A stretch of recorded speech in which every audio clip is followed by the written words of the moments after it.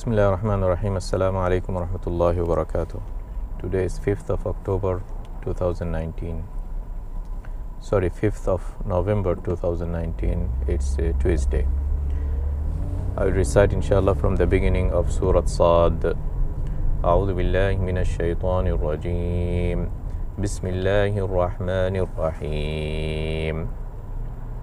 صاد والقرآن ذي الذكر. Like many surahs, this surah is started with this what we call al-huruf al-muqatta'a, these initials. Here we use Sad. In other places we hear alif lam mim ra ha mim kaf ha ya ain sad, and so on. And traditionally in books of tafsir we'll hear lots of opinions. Some would say they don't touch anything, they just say Allahu alam, Allah knows what's meant by those things, which is I think the safest way to comment about it. Others started to observe. One clear observation is that whatever comes after it alludes and refers to the Quran. So here, Sad wal Quran ذي الذكر. Sad and the Quran, a glorified Quran, a Quran that is a reminder, Quran that is a source of pride and prestige and honor, things like that. So it's evident that in majority of the cases you will find a reference to the Quran after mentioning these letters, these initials. And what I heard is that with this Allah is telling us that, look, O the mankind, O people of Quraysh, they used to be very much, they were masters in Arabic language. The Arabic language at that time reached to its golden age in terms of the eloquency, in terms mastery in the usage of the vocabulary, the language. It reached its peak. Okay? And at that moment the Quran came to them with using the same language, and the language and the words and the constructs and the sentence of a language, it starts with these building blocks, which are the alphabets. Any language has its alphabets. So the Arabic has its alphabets, alif, ba, ta, tha,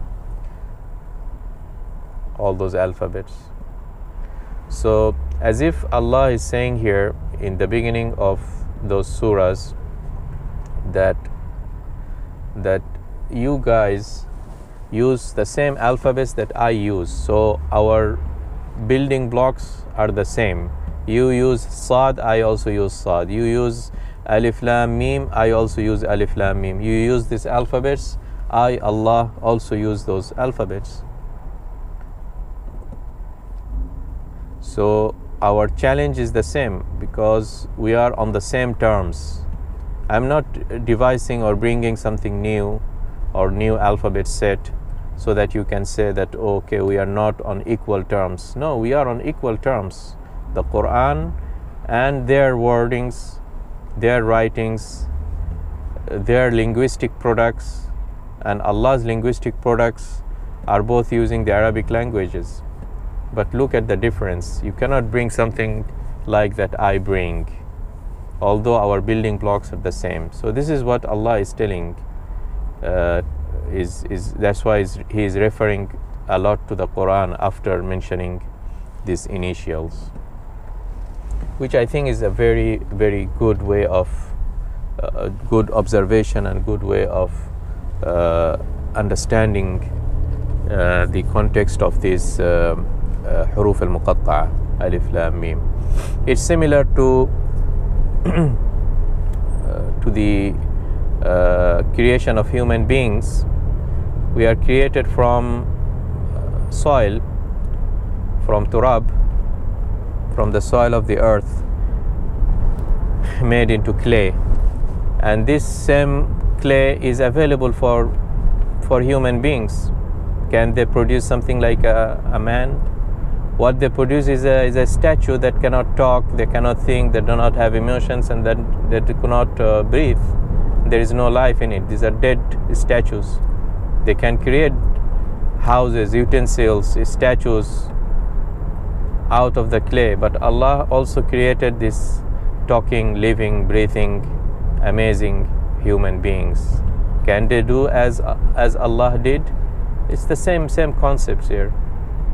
No way, okay? Although the building blocks are the same.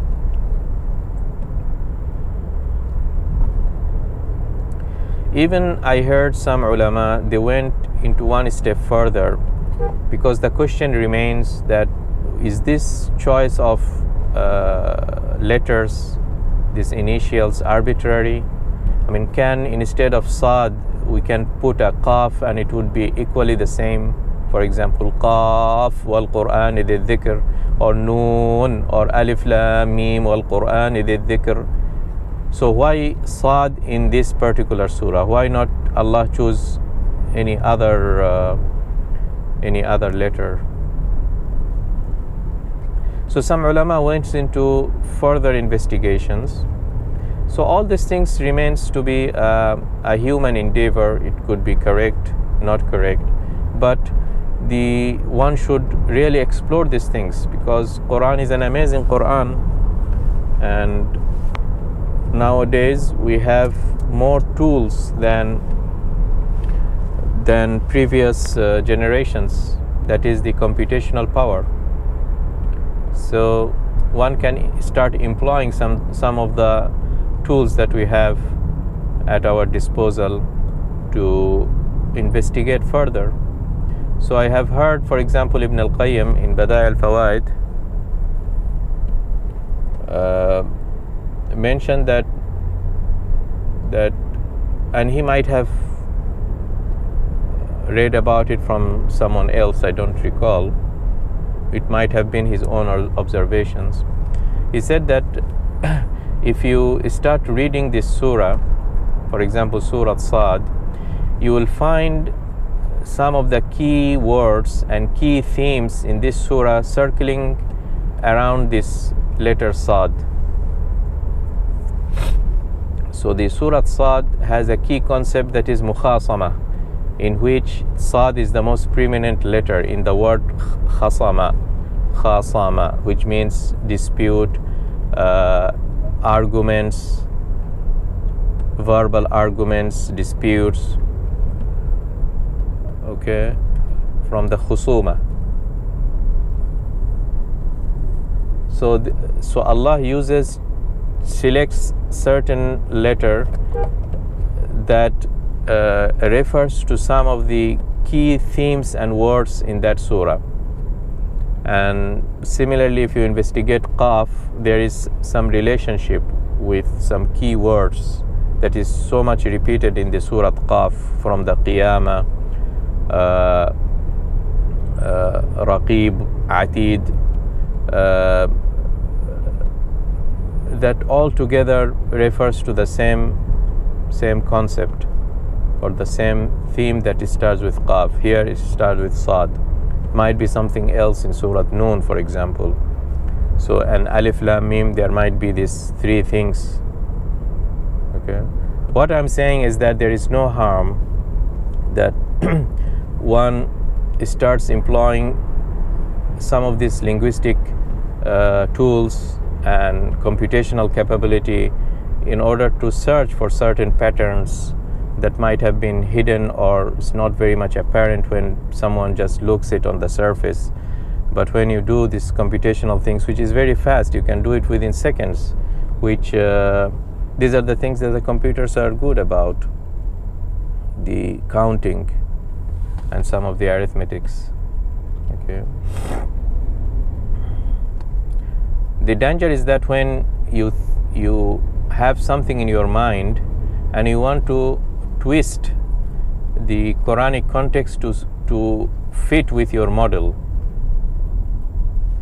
don't make any prejudgment that it must follow this model. Okay, like what happened with this Rashad Khalifa, when he tries to twist everything to fit the number 19, and he started with a wrong premise. He said alayha tisata ashar. This alayha means the Quran is on 19. If it was alayha, it would say alayhi. The Quran is a masculine, not feminine. Alayhi tisata ashar. But alayha was referring a pronoun to something that was mentioned previously to it, and that is وَمَا جَعَلْنَا أَصْحَابُ النَّارِ إِلَّا مَلَائِكَةً. These are the 19 angels, referring to the 19 angels on the hellfire that are guarding the hellfire. Anyway, these are some of the small notes I wanted to keep on this particular verse, and I will continue in the next video with the rest of this surah. Assalamu alaikum wa rahmatullah.